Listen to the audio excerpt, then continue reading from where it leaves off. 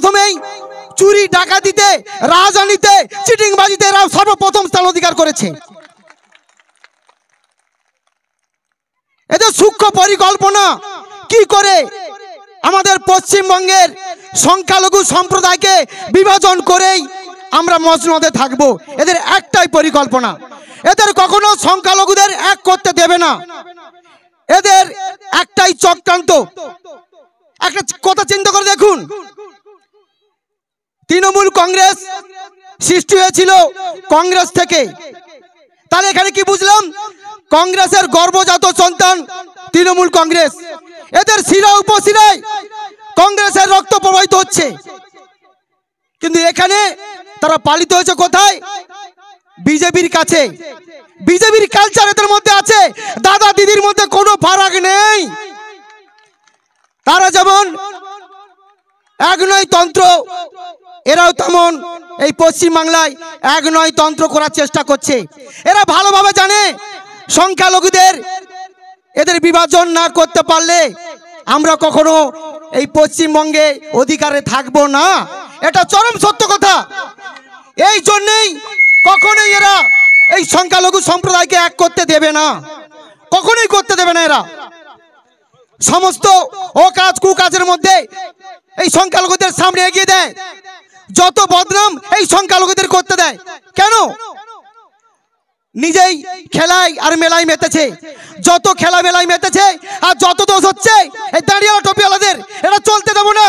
আমরা সংখ্যালঘু সম্প্রদায়কে এক করব, আমরা সবাই অঙ্গীকার করব যাতে করে আমরা ভবিষ্যতে সমস্ত মানুষকে এক করে আমরা এই নয়শোধ ভাইকে আমরা আমাদের ক্ষমতা তাদের তুলে দেবো। তারা আমাদের ভালো মন্দ বুঝবে। তৃণমূলের একটাই বক্তব্য, কি খেলা হবে, খেলা হবে। কি খেলাই মেতেছে আমাদের নওশাদ সিদ্দিকী। আমরা যেরকম ভালো খেলোয়াড় তেমনি নওশাদ সিদ্দিকী মহাশয় তিনি তেমন ভালো রেফারি আছে। আপনাদের উল্টোপাল্টা খেলা দেখলে লাল কার্ড দেখে মাঠ থেকে তুলে দেবে, এটা ধ্রুব সত্য কথা। সেই পরিস্থিতি তৈরি হয়ে গেছে। এই জন্য ছলে বলে কলে কৌশলে এরা আমাদের এক করতে দিচ্ছে না, কোনো মতেই দিচ্ছে না। কিন্তু আমরা হিন্দু মুসলমান খ্রিস্টান সবাই যারা রয়েছি আমরা সবাই আমরা একে মন্ত্রে দীক্ষিত হয়ে নওশাদ ভাইকে আমরা যত কষ্ট করে হলেও এই ডায়মন্ড থেকে আমরা উত্তীর্ণ করে আর রানার করে দেব। আমরা লাল কার্ড দেখে তৃণমূলকে মাঠ থেকে তুলিতে বাধ্য করব।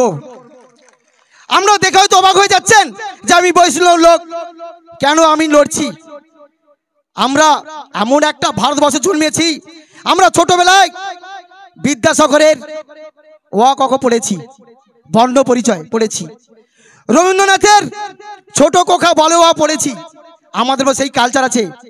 আমরা সম্মান করি আব্দুল গফর খানকে, সম্মান করি আমরা কাজী নজরুল ইসলামকে, সম্মান করি। অতএব এখানে কোনো বিভাজনের রাজনীতি করতে দেব না, এটা আমরা প্রতিজ্ঞা করলাম এই সভা থেকে।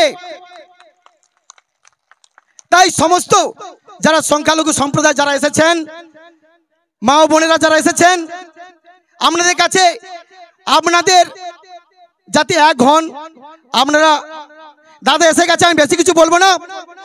আইএসএফ জিন্দাবাদ, আইএসএফ জিন্দাবাদ, নওশাদ সিদ্দিকী জিন্দাবাদ, নওশাদ সিদ্দিকী জিন্দাবাদ।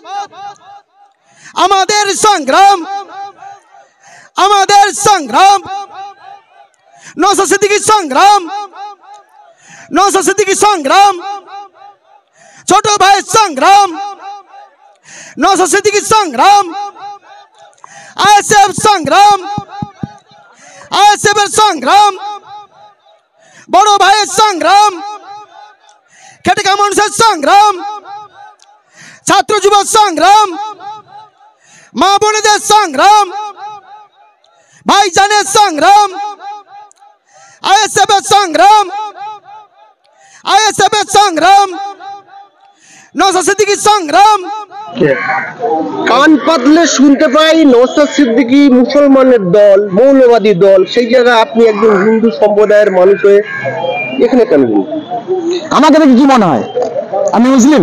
না, আমাকে দেখে আমি কট্টরবাদী হিন্দু। তোকে এত ভালোবেসেছি কেন?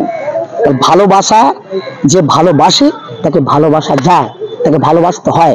ভালোকে আমি ভালোবেসেছি, এখানে আমি মানুষের সেবা করতে এসেছি, আমি মানুষকে সেবা করতে এসেছি। অতএব এখানে জাত ধর্ম কোনো ব্যাপার নেই।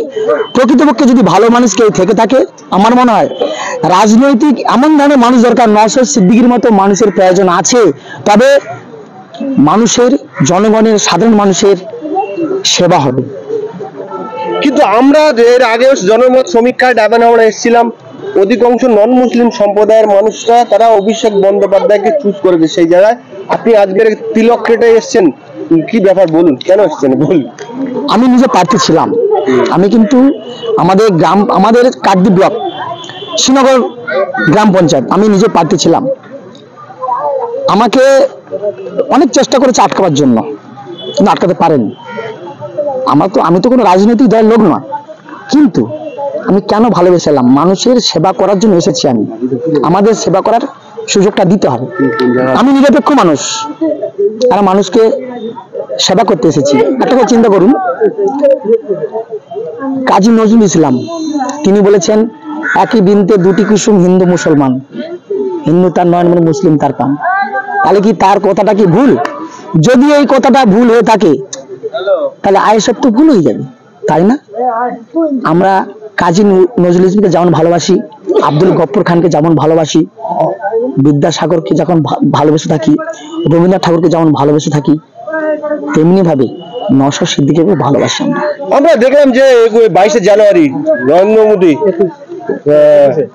রাম মন্দির উদ্বোধন করে দিলেন, তাতেও আপনার মন ভরলো না? তাতে আপনি মুসলিমদের দল, নওশাদ সিদ্দিকীর দল। খুব ভালো প্রশ্ন, খুব ভালো প্রশ্ন। বিজেপি তিনি বারে বারে বলছেন তিনি হিন্দুত্ববাদী দল, কিন্তু কোন ধর্ম শেখায় না, কোন ধর্মকে অপমান করে বিশাল একটা ধর্মের জিনিসকে খাড়া করে দেওয়া, মন্দির খাড়া করে দেওয়া, এটা কিন্তু নয়। তিনি আমারও যেমন প্রধানমন্ত্রী, হিন্দুদের যেমন প্রধানমন্ত্রী, মুসলিমদের প্রধানমন্ত্রী, খ্রিস্টানদের প্রধানমন্ত্রী, সার্বভৌম দেশে তিনি প্রধানমন্ত্রী। তিনি একচ্ছত্র একটা সম্প্রদায় হয়ে কোনো কিছু করতে পারেন না। হ্যাঁ, রাম মন্দির হয়েছে, এটা আমি ভালো, কিন্তু তার মানে এই নয় কোন সম্প্রদায়কে মাটির সঙ্গে মিশিয়ে দিয়ে নয়, এটা হতে পারে না, এটা হয় না। আমরা দেখলাম যে জওহরলাল নেহরু থেকে শুরু করে মনমোহন সিং পর্যন্ত বহু প্রধানমন্ত্রীর মাঝখানে এসছে, তারা কিন্তু কোনো ধর্ম নিয়ে এত মাথামাতি করছিল। সেই জায়গায় আমরা দেখলাম রাম মন্দির উদ্বোধন হলো, নরেন্দ্র মোদী লুটিয়ে পড়লো মাটিতে। এই সব ধর্ম এবং সর্বশ্রেণীর মানুষ ভারতবর্ষে বাস করেন, এটাকে আপনি কেমন ভাবে দেখছেন? একটা কথা চিন্তা করে দেখবেন,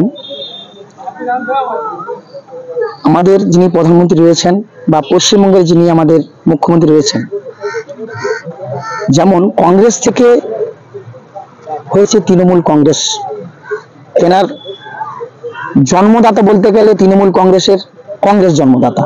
তিনি পালিত হচ্ছে কার কাছে? পালিত হয়েছে টিএমসি কিন্তু বিজেপির কাছে।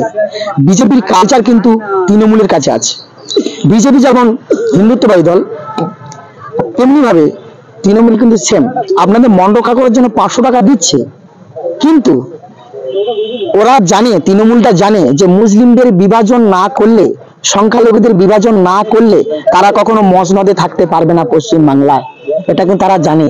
এই জন্য তিনি যদি মুসলিমদের ভালোবাসতো, ওয়াকফ বোর্ডের যে টাকা আছে, তিনি কোটা হাই মাদ্রাসা করেছে, তিনি কোথায় বোম বাজছে সেখানে মজুদ দিচ্ছে, কোথায় অশুভ শক্তি সেখানে মজুদ দিচ্ছে, তিনি কই পেন ধরে দিচ্ছে না?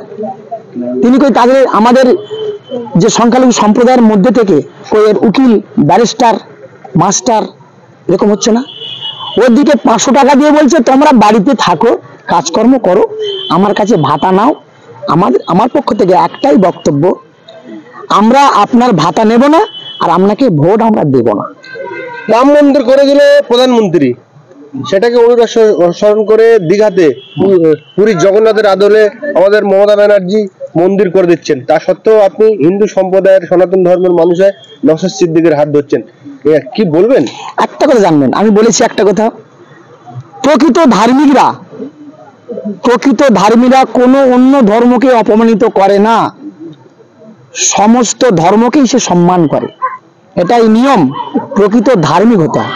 আমি তো মনে করি আমি প্রকৃত ধার্মিক মানুষ বলেই প্রত্যেকটা ধর্মকে আমি সম্মান করি। আমার কাছে যেমন আমার হিন্দু ধর্ম বড়, তখন একটা মুসলিম ভাইয়ের কাছে তার মসজিদ বড়। আমি নামাজ সম্বন্ধে কিছু কালচার আমি বুঝি না, যেমন আমার পুরো সম্বন্ধে মুসলিম ভাই কালচার বোঝে না। কই মমতা ব্যানার্জি তিনি যদি আমাদের মুসলিম সম্প্রদায়কে যদি এত ভালো, হ্যাঁ মন্দির হচ্ছে ভালো, একটা মসজিদ করে দেখাতে দেখি, কই দেখার করবে না।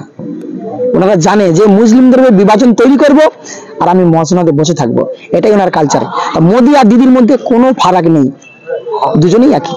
আমরা কান পাতলে শুনতে পাচ্ছি যে 24-এর লোকসভা ভোটে যদি তৃণমূলের বিপর্যয় হয়, তাহলে কিন্তু 26-এ বিজেপির মুখ্যমন্ত্রীর মুখ হয়ে অভিষেক বন্দ্যোপাধ্যায় দাঁড়াবে। কি বলবেন? এটা কখনোই হবে না। আমরা যেহেতু আছি, আমরা আইএসএফের সৈনিক, আমরা তো জানি যাই হোক না কেন নওশাদ ভাই হবে, এটা দৃঢ় বিশ্বাস। আমরা ধর্মপথে আছি, তার নওশাদ ভাই পশ্চিমবঙ্গের মুখ্যমন্ত্রী হওয়ার সম্ভাবনা সব থেকে বেশি, এটা ভীষণভাবে আশাবাদী।